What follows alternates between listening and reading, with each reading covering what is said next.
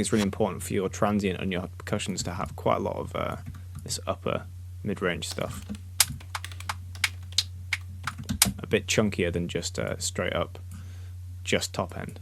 Because no real sound just has top end only. Everything, you know, any real percussive sound, if you look at a hi-hat, if you record one, you'll see that it's actually almost a flat response. Yeah, with some top end, definitely some spikes up there, but you get a lot of mid-range in the transients and stuff, and I like retaining that a little bit. It also helps stuff poke through the mix. So I've set up a little Serum loop, some MIDI there. There's nothing going on other than it's this noise generator it was on. I was initially using the LFOs to create some transients and stuff, but I found, and I tend to find, that just drawing it in myself in automation is going to be easier. So yeah, we've got Serum, some EQ, which I'll go through in a minute. Let's turn that off. So what I start with is just a sound and an envelope. So instead of drawing in a completely infinite, you know, silent to loud part, I have this little scoop, which I think is quite important. I think real hats and realistic sounds have this kind of scoop up to full volume rather than this nothing to everything nature, like those synth snares do. It sounds a little more pleasing to the ear with high end to have it kind of like quickly scoop up. So let's exaggerate that and we'll see what I'm talking about. So we've got like a ramp up to a loud part and it coming back down. Obviously that's a little too scoopy. So let's move that in. Cool, so that is a little bit low maybe.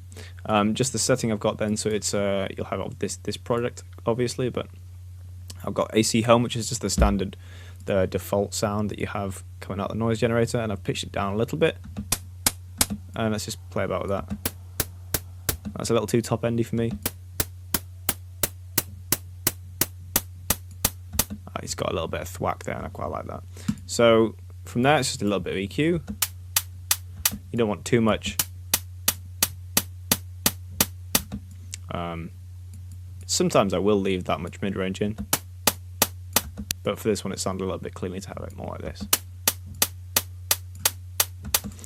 So it's important to note that that's all that leaving that mid-range is applicable to the transient, but I would not leave that much in the decay. So let's move on to that part then. So I've got a new Serum patch.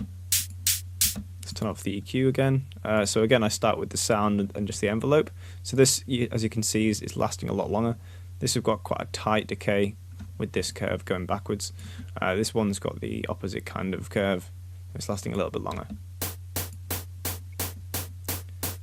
So I've got for this one, it's actually the same sound again. This is the first one. I've EQ'd it a fair bit though, so I've got it to, oops, how can you undo that? Unlucky. Let's move that back up.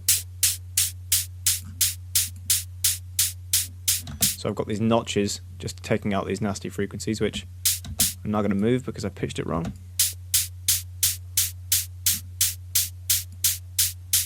So that's without them, and that's with them removed. They're just a little too much, but yeah, I've just boosted the signal in the top end there and taken out some of those. Pretty